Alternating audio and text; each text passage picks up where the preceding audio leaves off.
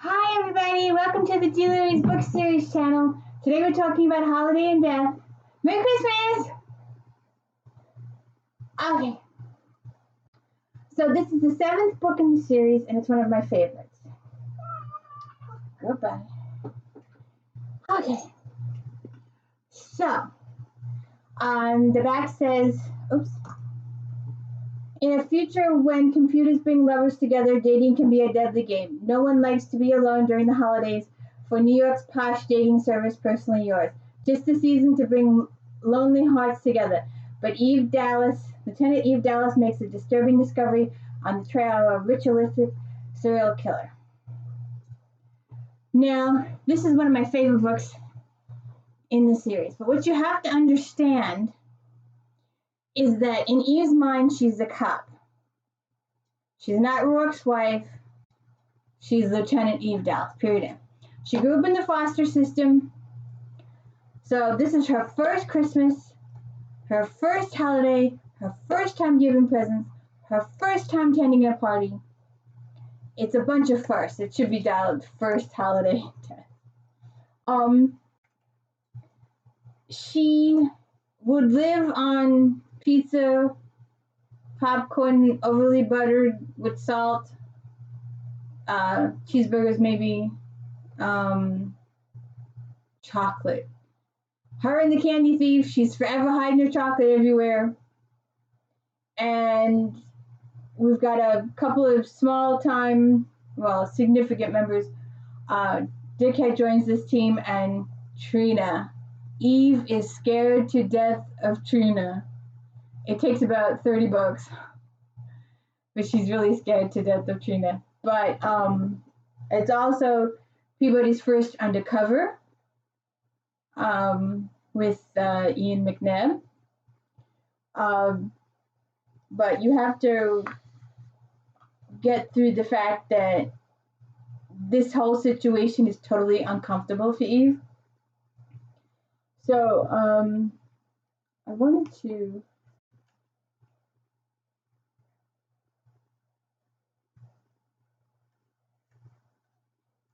see now. She depends on Peabody for a lot of social information. Eve has never been, she doesn't watch TV, she doesn't read the newspapers. She's a cop. She's doing her job. That's what she does. And then she goes watch Maver sing. But Eve, in previous to Rourke, Eve did not have a social life, period, and her entire world revolved around her being a cop. So sometimes they go into crime scenes, and Peabody's insight helps Eve. In this particular one, Eve is talking about a tattoo to Peabody. And Peabody goes, "Oh, it's a partridge in a pear tree." And Eve was like, "What?" In her hair, the pin in her hair, on the first day of Christmas, because Eve continued to look blank. Peabody shook her head. "It's an old Christmas song, Lieutenant, the 12 Days of Christmas. The guy gave his true love something on every day with a partridge in a pear tree on the first day." What the hell is anybody supposed to do with a bird in a tree? Stupid gift.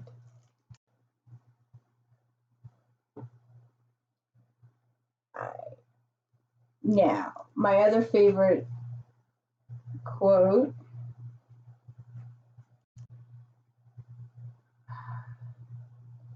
"Can I get you some coffee, Lieutenant?" Eve's eyes narrowed as she scanned the video. "If you want coffee, Peabody, just say so." Behind Eve's back, Peabody rolled her eyes. "I want coffee."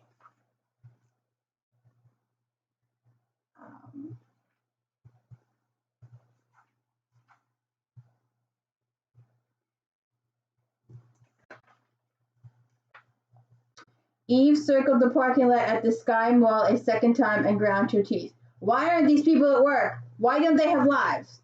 "For some," Peabody said solemnly, "shopping is life." Yeah.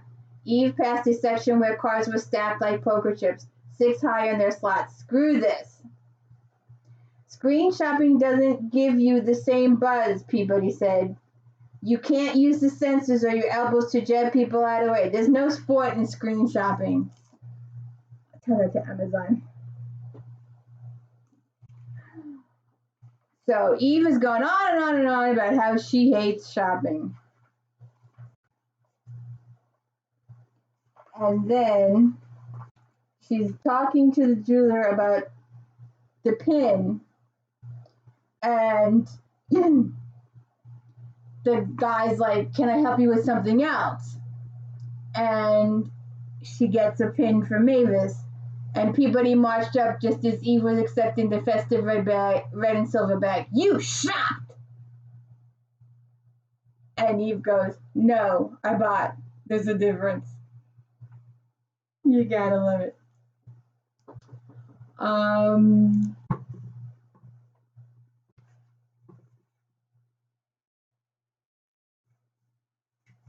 The other one was, "So what are you getting, Rock?" "I've been thinking about it," Eve said and jammed her hands in her pockets. "They've got great clothes here," Peabody said.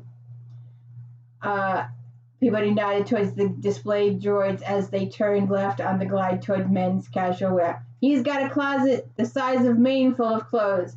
Have you ever bought him any?" Eve felt her shoulders hunch defensively and straightened her spine. "I'm not his mother."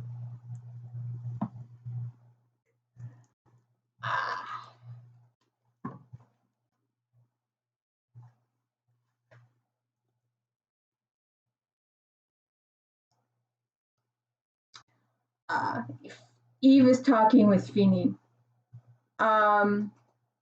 "Nothing to it. Got anything else?" "McNabb's willing and able." "McNabb? He liked working with you. The boy's good and sharp, and you could toss him any grunt work." Eve considered the young detective with his colorful wardrobe, sharp mind, and smart mouth. He gives Peabody the fish eye." "You don't think Peabody can handle it?"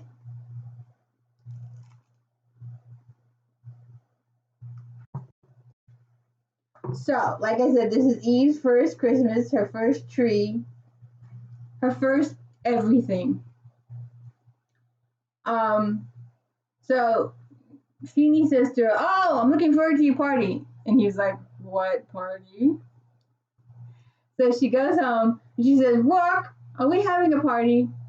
"I imagine. When?" "I don't know when." A line formed between her eyebrows as she looked up at him. "If I knew when, why would I ask?" Feeney said something about our Christmas party. "December 23rd. Yes, we're having a party." "Why?" "Darling Eve." He bent down and kissed the top of her head because he sat again. "Because it's the holidays." "How come you didn't tell me?" "I believe I did." "I don't remember." "Do you have your date book handy?" Grumbling, she tugged out of her pocket and plugged in the date. There, clear as crystal, was the information followed by her initials to indicate she logged it herself.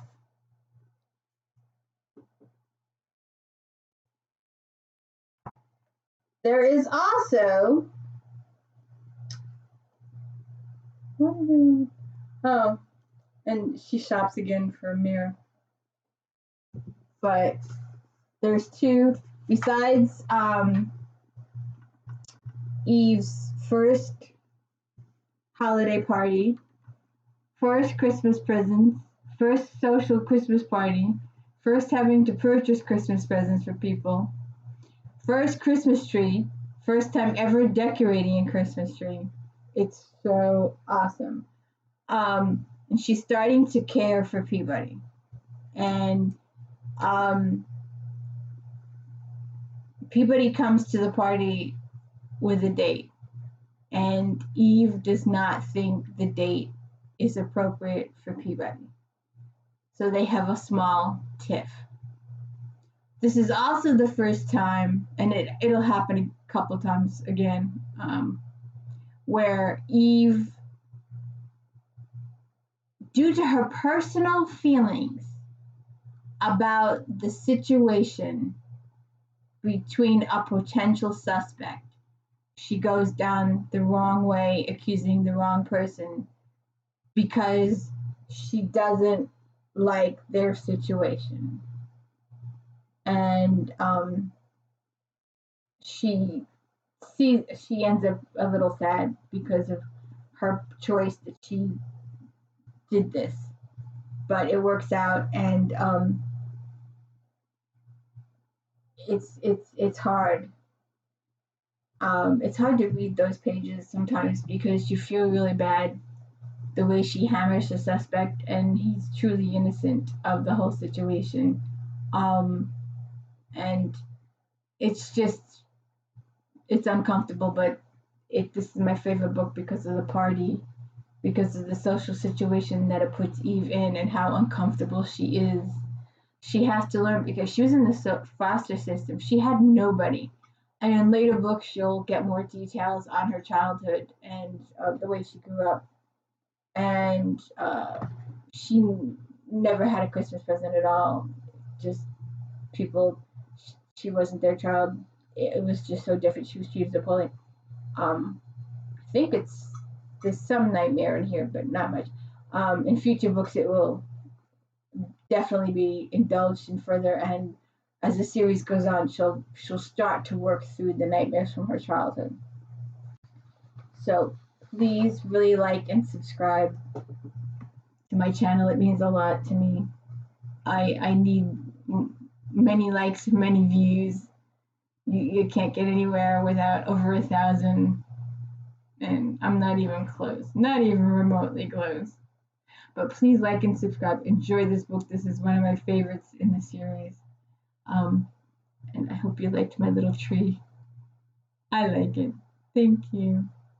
Please like and subscribe. I can't do all those fancy things that everybody else does. I already cut myself off once today. Have a good one. Thanks. Like and subscribe.